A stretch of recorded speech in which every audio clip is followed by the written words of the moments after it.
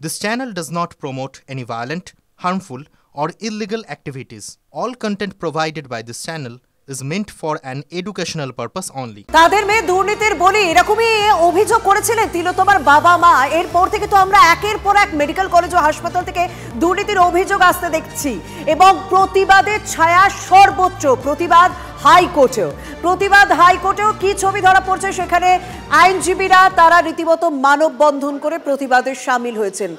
Fair and bright night and day cream ত্বক থাকবে bright সারাদিন, পলিউশন ফ্রি, ঠিক যেন রাতের ফোঁটা সাদা ফুল। সারাদিন হ্যাপি ব্রাইট স্কিন।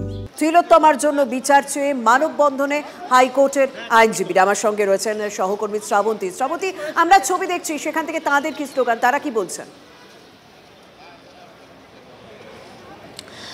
শর্মিষ্ঠা, এরকম ছবি, এরকম অভিনব প্রতিবাদের ছবি এর আগে কলকাতা হাইকোর্ট দেখেনি, নিঃসন্দেহে সেটা বলা যায়।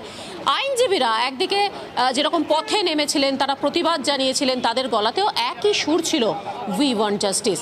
আজকের মানববন্ধন কলকাতা হাইকোর্টের মধ্যে আমরা যেরকমটা দেখি যে সাধারণত তারা আইনজীবী হিসেবে কাজ করেন, সেই অর্থে প্রতিবাদ মিছিলে সেরকম দেখা যায় না। আইনজীবীকে আমি দেখতে পাচ্ছি। একটু যদি বলেন যে আর কি দরকার, উই ওয়ান্ট জাস্টিস এখন কেন বলছেন? অনেকে তো বলছেন সন্দীপ ঘোষ অ্যারেস্ট হয়ে গেছেন, আজকের মানববন্ধন কেন? উই ওয়ান্ট জাস্টিস এখনও আমাদের পারহ্যাপস হয়নি, যে কারণে আমরা সবাই আবার এসছি। আমরা সত্যিকারের জাস্টিস চাই এবং যতক্ষণ না জাস্টিস হবে এরকমই সবাই দাঁড়াবে। কি মনে হচ্ছে কেন এখনো পর্যন্ত কিসের লড়াই, কিসের এখনো দরকার রয়েছে? এখনো ট্রুথটা সামনে আসেনি। এটাকে ইটস আলটিমেট অ্যান্ড রাইটফুল কনক্লুশনে যাওয়াটা দরকার। শর্মিষ্ঠা, আমরা এই যে দীর্ঘ লাইনটা দেখতে পাচ্ছি যেখানে মানববন্ধন চলছে, সেখানে অনেক বয়স্ক যারা রয়েছেন তারাও রয়েছেন, সেখানে তারা একটা অভিনব প্রতিবাদ করছেন এবং সব বয়সের আইনজীবীরা, আদালতের হাইকোর্টের আইনজীবীরা তারা সেখানে মানববন্ধনে সামিল হয়েছেন। হ্যাঁ, হাইকোর্টে আগে আমরা প্রতিবাদ মিছিল দেখেছি, কিন্তু মানববন্ধন এই প্রথম। কারণ গতকালও আমরা দেখেছিলাম চিকিৎসকদের পক্ষ থেকে একেবারে বাইপাসে 17 কিলোমিটার রাস্তা, সেখানে মানববন্ধনের মাধ্যমে প্রতিবাদ করা হয়। আজ সেই অভিনব প্রতিবাদ আমরা দেখছি আদালতের অভ্যন্তরে, হাইকোর্ট চত্বরে, এবং সেখানে আইনজীবীরা মানববন্ধন করে প্রতিবাদে সামিল হয়েছেন। ধন্যবাদ শ্রাবন্তী। এদিকে আরজিকর কাণ্ডের পর থ্রেড কালচারে উত্তাল মেডিকেল কলেজ। একের পর এক মেডিকেল কলেজ থেকে সেরকমই অভিযোগ উঠে আসছে, কারণ একের পর এক ভিডিও এই মুহূর্তে দাঁড়িয়ে ভাইরাল। এবার সরব আরজিকরেরই এক চিকিৎসক। আরজিকরের বিভাগীয় প্রধানকে গুন্ডা দিয়ে শাসানোর হুমকি উঠছে। সন্দীপ ঘোষের পছন্দের ছাত্রদের নাম্বার বাড়াতে চাপ দেওয়া হয়েছে, আর না বাড়ানোয় গুন্ডা দিয়ে হুমকি দেওয়ানো হয়। অভিযুক্ত স্বাভাবিকভাবে সেই সন্দীপ ঘোষই। কনভেনশনের মঞ্চ থেকে এবার সরব হলেন কমিউনিটি মেডিসিনের বিভাগীয় প্রধান সমীর রায়। এই অর্ডারটা আসে নাকি প্রিন্সিপালের কাছ থেকে, এবং আমি কিন্তু সেখানে দিইনি, নাম্বার পেন্সিল দিয়ে দিইনি। এই কারণে আমাকে প্রিন্সিপাল অফিসের কাছে একটা ঘরে নিয়ে যাওয়া হলো ডেকে, এবং দুজন গুন্ডা ব্যক্তিকে আমার কাছে পাঠানো হলো। তারা আমাকে বলল যে আপনি কেন দেননি।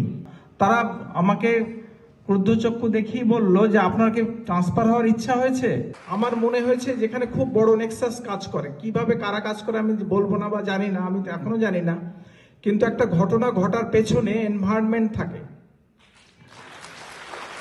আমাদের যেমন এজেন্ট হোস্ট এনভায়রনমেন্টাল ডিজিজের জন্য, আমাদের ডিজিজটা একটা কিলিং হয়েছে, রেপ হয়েছে, তার পেছনে আমাদের এজেন্ট আছে। যে এজেন্ট হয়েছে ডাইরেক্টলি কিলার বা ডাইরেক্টলি রেপিস্ট, যে আমাদের যাকে বের করার চেষ্টা করছি, তার এনভায়রনমেন্টটা ক্রিয়েট হয়েছে এখানে। আরজিকরে খুব বড় আঘাত কাজ করে। বিস্ফোরক আরজিকরেরই শিক্ষক, চিকিৎসকরা আতঙ্কে, চিকিৎসক এবং বিভাগীয় প্রধানরাও। পড়ুয়াদের নিরাপত্তা কোথায়? সিন্ডিকেটের ত্রাসের শিকার নেই দাবি তিলোত্তমার বাবা মায়ের। আরজিকরের ভয়াবহ পরিবেশ নিয়ে মুখ খুলছেন চিকিৎসকরা। এই অর্ডারটা আসে নাকি প্রিন্সিপালের কাছ থেকে, এবং আমি কিন্তু সেখানে দিইনি, নাম্বার পেন্সিল দিয়ে দিইনি। এই কারণে আমাকে প্রিন্সিপাল অফিসের কাছে একটা ঘরে নিয়ে যাওয়া হলো ডেকে, এবং দুজন গুন্ডা ব্যক্তিকে আমার কাছে পাঠানো হলো। তারা আমাকে বলল যে আপনি কেন দেননি। তারা আমাকে ক্রুদ্ধচক্ষু দেখেই বলল যে আপনার কি ট্রান্সফার হওয়ার ইচ্ছা হয়েছে।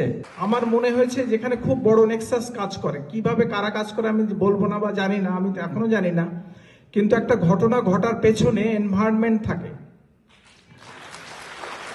আমাদের যেমন এজেন্ট হোস্ট এনভায়রনমেন্টাল ডিজিজের জন্য আমাদের ডিজিজটা একটা কিলিং হয়েছে, রেপ হয়েছে, তার পেছনে আমাদের এজেন্ট আছে। যে এজেন্ট হয়েছে ডাইরেক্টলি কিলার বা ডাইরেক্টলি রেপিস্ট, যে আমাদের যাকে বের করার চেষ্টা করছি, তার এনভায়রনমেন্টটা ক্রিয়েট হয়েছে এখানে।